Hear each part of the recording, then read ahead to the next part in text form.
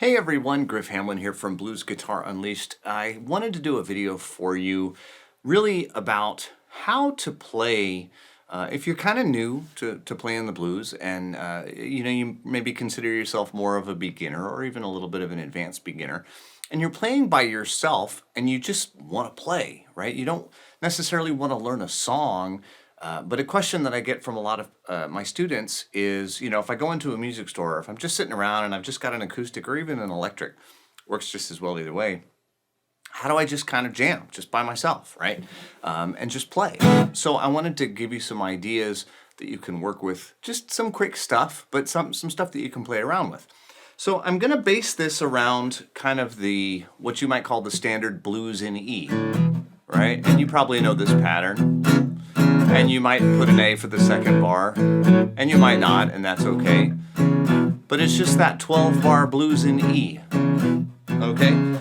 And while you're not necessarily going to play that all the time, you want to keep that groove kind of in the back of your mind, okay? Because what you're going to do is occasionally, you're just going to stop playing that, and I'll tell you where in a minute, but you're going to stop playing that. But while sort of still imagining that going on, you're going to play some notes out of the E minor blues scale. Okay, now if you don't know the E minor blues scale, the easiest way to play it, kind of to go with what we're doing, is starting at the lowest string open and the 3rd fret, right? 5th string open 1st and 2nd, the 1st being the blue note. If you leave that note out, we have a minor pentatonic scale. They're very much the same. So open 3rd, open 1st, 2nd, open 2nd on the 4th string, open 2nd and the blue note is the 3rd fret on the 3rd string, open 3rd on the 2nd string and open 3rd fret on the 1st string. So 3 open, 3 open, 3 2 open, 2 open, 2 1 open, 3 open. Right? And like there's an E7 chord, okay? So I can play an E7 chord, and then I can play any or all of that scale, okay? Same thing with my A7. I can play my A7 chord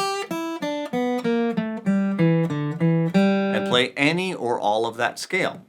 Same thing with the B7.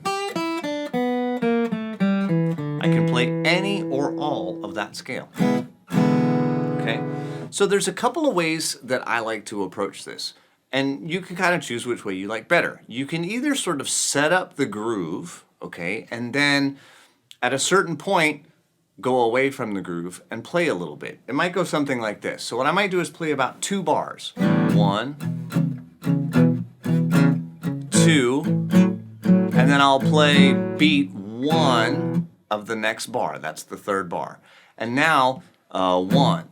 2, 3, 4, and 1, 2, 3, 4. So I did 2 bars of the groove.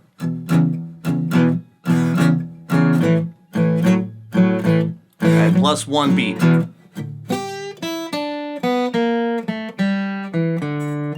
3, 4. Now I'm on to the next bar. Okay. Now, of course, the next bar is my forecourt. Remember I said you kind of have to keep it going in your mind, right? I have to imagine that this is still going while I'm doing. Okay, so this is where that whole counting thing becomes really important. Because when you're playing by yourself, you have to keep track of where you are. You can't just sort of randomly, play all over the place. So if I do 2 bars, and then I play 1, 1, 2, 3, 4, 1, 2, 3, 4. Now 2 bars of this. 1, 2, and back to 1, 2, 3, 4, 1, 2, 3, 4, 1. So I'm just doing 2 bars of each. 1, 2, 3, 4, 1, 2, 3, 4, and now I'm back to the beginning. Okay, so that's one option. 2 bars of chords plus a note, plus 1 beat, and then just shy of 2 bars of playing blues scale notes. And don't worry about which notes, just pick some. And you can play, you know, bouncing eighth notes, 1 and 2 and 3 and 4 and 1 and 2 and 3. If you're a little faster and you want to do all 3 of the triplets, 1 and 2 and 3 and 4 and 1. Okay? Either way, it's going to sound just fine. You can kind of shorten that up too. If you want, you can just play the downbeat of each measure and then fill in the rest from the blues scale. So that'd be a little something like this.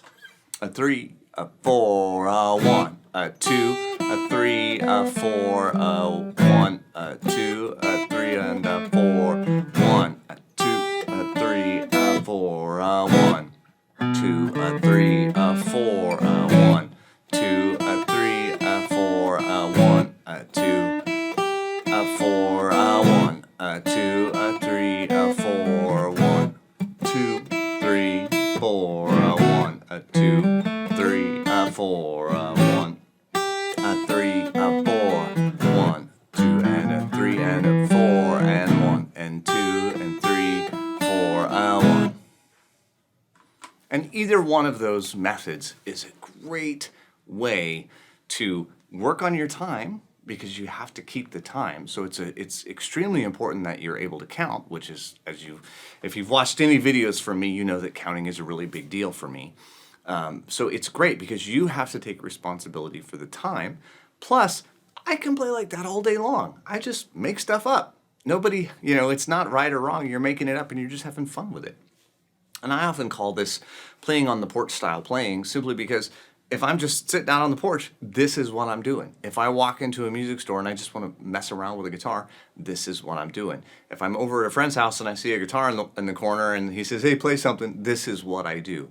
It's a great way to practice, to keep time, to just have some fun with it, right?